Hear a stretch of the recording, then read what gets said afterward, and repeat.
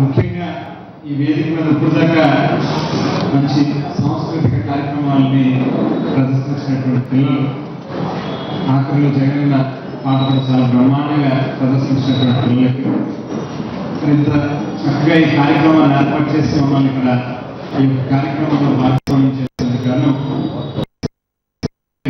అత్యంత ఆప్తులు మరి నా తూర్పుగోదావరి జిల్లా వైఎస్ఆర్ కాంగ్రెస్ పార్టీ పరిశీలకులు పెద్దలు ధర్మాన ప్రసాదరావు గారికి, ఈ జిల్లా వైఎస్ఆర్ కాంగ్రెస్ పార్టీ అధ్యక్షులు, మరి ఉదయం నుంచి కూడా మనం చూస్తా ఉన్నాం ఈ యాగంలో కానీ తర్వాత చాలా ఓపికగా దాదాపు 4 hours పాటు యాగం దగ్గర అస్సలు కదలకుండా చాలా చక్కగా కూర్చొని మరి ఈరోజు మన వైఎస్ఆర్ కాంగ్రెస్ పార్టీ జిల్లాలో వ్యవసాయంగా ముందున్నటువంటి రెడ్డి శాంతమ్మ గారికి, అదేవిధంగా పెద్దలు పితృ సమానులు అమ్మేని సీతారాం గారికి, మరి ఈరోజు ఇక్కడ ఈ యొక్క కార్యక్రమం ఏర్పాటు చేసి మమ్మల్ని ఇక్కడ భాగస్వామ్యం చేసినటువంటి మన రాజేంద్ర గారి జిల్లా వైఎస్ఆర్ కాంగ్రెస్ పార్టీ యువజన విభాగం అధ్యక్షులు మా సోదరులు, మరి అదే మాదిరిగా ఈ యొక్క సభను నిర్వహిస్తున్నటువంటి సూర్యబాబు గారికి, ఇక్కడ ఉన్నటువంటి వైఎస్ఆర్ కాంగ్రెస్ పార్టీ సమన్వయకర్తలకు, జిల్లా రాష్ట్ర కమిటీలో ఉన్నటువంటి పెద్దలకు అందరికీ కూడా వైఎస్ఆర్ కాంగ్రెస్ పార్టీ అభిమానులకు అందరికీ కూడా నా హృదయపూర్వకమైనటువంటి నమస్కారాలు తెలియజేస్తున్నాను. చాలా సంతోషంగా ఉంది మీ అందరి మధ్యలో ఈరోజు జగన్ గారి పుట్టినరోజు యొక్క వేడుకలు జరుపుకోవడం. ఇప్పుడైతే ఖచ్చితంగా ఇందాక కొంతమంది పెద్దలు చెప్పినట్టుగా జగన్మోహన్ రెడ్డి గారి గురించి చెప్పుకునే ముందు రాజశేఖర రెడ్డి గారి గురించి ఖచ్చితంగా చెప్పుకోవాల్సినటువంటి అవసరం ఉంది. మరి ఏదైనా ఒక పండు చాలా స్వీట్గా ఉంది, చాలా టేస్టీగా ఉందని చెప్తున్నట్టుంటే మనం ఆ యొక్క వృక్షం యొక్క గొప్పతనమే ఆ పండు యొక్క టేస్ట్ కూడా ఖచ్చితంగా మరి నిజంగా మన రాష్ట్రంలోనే కాదు, దేశంలోనే కాదు, ఈ యొక్క ప్రపంచవ్యాప్తంగానే కూడా ఎక్కడ ఏ ముఖ్యమంత్రి కూడా ఆలోచన చేయనట్టు ఎన్నో గొప్ప సంక్షేమ పథకాలను ప్రవేశించారు. ఈ రాష్ట్రంలో గొప్ప పరిపాలన అందించినటువంటి నాయకుడు డాక్టర్ వైఎస్ రాజశేఖర రెడ్డి గారు. ఒక్కసారి ఖచ్చితంగా ఆయన చేసినటువంటి కొన్ని పనులు మనం గుర్తు చేసుకోవాల్సిన అవసరం వచ్చుంటే ఒక 2 నెలలు. మరి ఈరోజు ఆరోగ్యశ్రీ అనేటువంటి ఒక పథకాన్ని తీసుకుంటే గతంలో చంద్రబాబు నాయుడు గారి హయాంలో ఎవరైనా ఒక పేదవాడికి ఏదైనా ఒక ఆరోగ్యానికి సంబంధించినటువంటి సమస్య వచ్చిందనంటే ప్రభుత్వ ఆసుపత్రికి వెళ్తే అక్కడ నాణ్యతగా మందులు ఉండేటటువంటి పరిస్థితి ఉండేది కాదు, డాక్టర్లు అందుబాటులో ఉండేటటువంటి పరిస్థితి. మరి ఏదైనా పెద్ద పెద్ద ఆసుపత్రిలో వెళ్ళి వైద్యం చేయించుకోవాలని చెప్తాను అనుకుంటే ఆ వైద్యం చేయించుకున్నటువంటి ఖర్చు ఏదైతే ఉందో ఆ కుటుంబం అంతా కూడా అప్పులు చేసి వైద్యం చేయించి ఎదురుగా ఉన్నటువంటి మనిషిని పోగొట్టుకునేటువంటి పరిస్థితుల్లో లక్షల రూపాయలు అప్పులు చేసి వైద్యం చేయించుకుంటే తర్వాత పేషెంట్ ఏ రకంగా ఉంటాడో, ఆరోగ్యంగా ఉంటాడా, లేకపోతే తర్వాత అతను చనిపోతాడా, ఏ రకంగా ఉంటుంది పరిస్థితి అనేటువంటి మనం ఊహించలేం. కానీ తర్వాత కుటుంబం అంతా ఊబిలో కూరుకుని రకరకాల సమస్యలతో ఇబ్బంది పడేటటువంటి పరిస్థితి రాజశేఖర రెడ్డి గారి.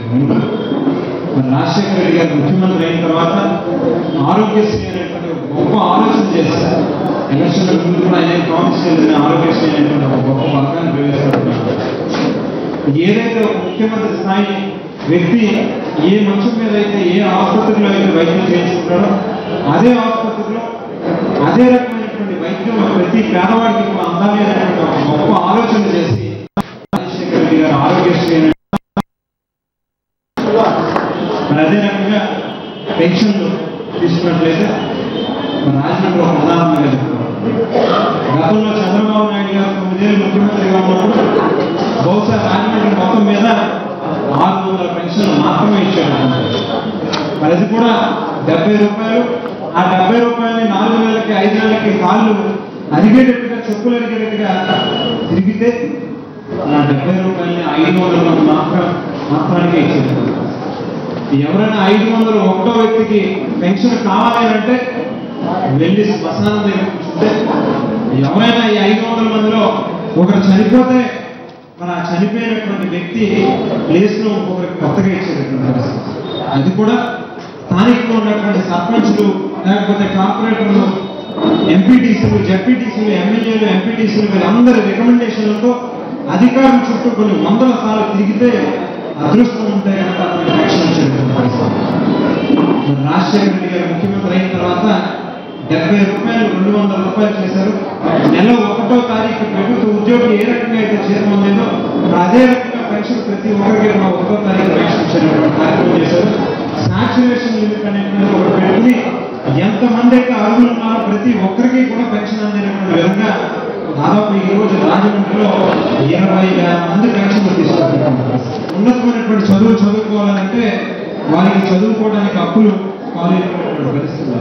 రాజశేఖర రెడ్డి గారు ముఖ్యమంత్రి అయిన తర్వాత ఫీజు రీయింబర్స్మెంట్ అనేటువంటి ఒక గొప్ప పథకాన్ని ప్రవేశపెట్టి మరి ప్రతి పేదవాడి ఇంట్లో కూడా కనీసం ఒక్కరైనా మంచి ఉన్నతమైనటువంటి చదువుకున్నట్లయితే కనుక కుటుంబం అంతా ఆర్థికంగా బలపడేటటువంటి పరిస్థితి ఉంటుందని చెప్పని మంచి ఆలోచన చేసి ఫీజు రీయింబర్స్మెంట్ పథకాన్ని కూడా రాజశేఖర రెడ్డి గారు ప్రవేశపెట్టారు. ఈ పార్టీ వైఎస్ఆర్సీపీ పార్టీ ఈరోజు ముందుకు వచ్చి మన అభిమాన నేత, దివంగత నేత రాజశేఖర రెడ్డి గారు ఆ రోజు శ్రీకాకుళం జిల్లా నుంచి మొత్తం 23 జిల్లాలను ఆంధ్రప్రదేశ్ రాష్ట్రంలో మొత్తం కూడా 23 జిల్లాలను ఆంధ్ర రాష్ట్రాల్లో పరిపాలన చేసి అభివృద్ధి అని విప్లవించిన నాయకుడు డాక్టర్ వైఎస్ రాజశేఖర రెడ్డి గారు. అయితే రైతులకు, మహిళలకు, విద్యార్థులకు, యువతకు ప్రతి ఇంటికి కూడా స్ఫూర్తినిచ్చి నేను మీకున్నాను, నేను మీకు అండగా ఉన్నాను అని ప్రతి సంక్షేమ పథకం, అభివృద్ధి పథకం ప్రతి ఇంటికి అందించేటువంటి నాయకుడు ఆనాడు డాక్టర్ వైఎస్ రాజశేఖర రెడ్డి గారు.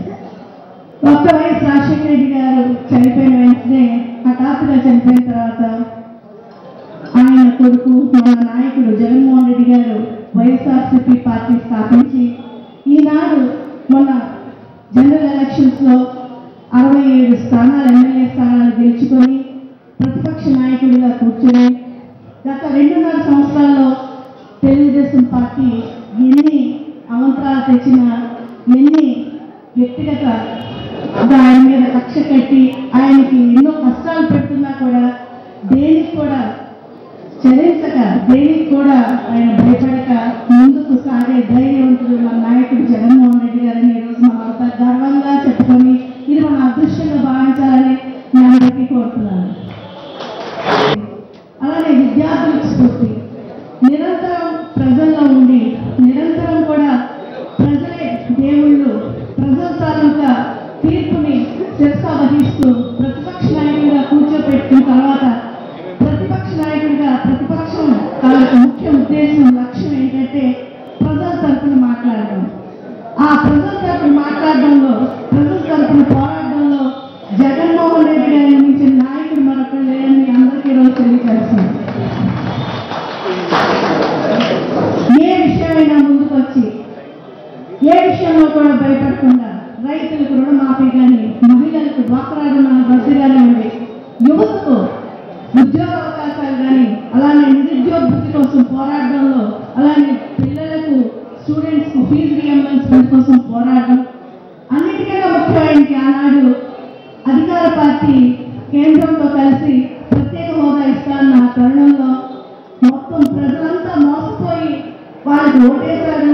ప్రధాన పక్షంగా ప్రతిపక్షంగా మన లక్ష్యం గొంతు విప్పి మాట్లాడాలని ప్రత్యేక హోదాల కోసం గత 2.5 సంవత్సరాలుగా ఎన్నో పోరాటాలు చేసిన మన నాయకుడు జగన్మోహన్ రెడ్డి గారికి ఈరోజు జన్మదిన శుభాకాంక్షలు తెలియజేస్తూ, మీలాంటి మంచి మనస్తత్వం, మీలాంటి పోరాడే మనస్తత్వం, మీలాగా ప్రజల కోసం పనిచేసే మనస్తత్వం, ప్రజల ఆలోచనల కోసం, ప్రజల ప్రయోజనాల కోసం పనిచేసే ముఖ్యమంత్రి మాకు కావాలని మనం అందరం ఒకటే జగన్మోహన్ రెడ్డి గారి కోసం ప్రార్థన చేసి అలానే శుభాకాంక్షలు తెలియజేయాలని అందరికీ కోరుతున్నాను.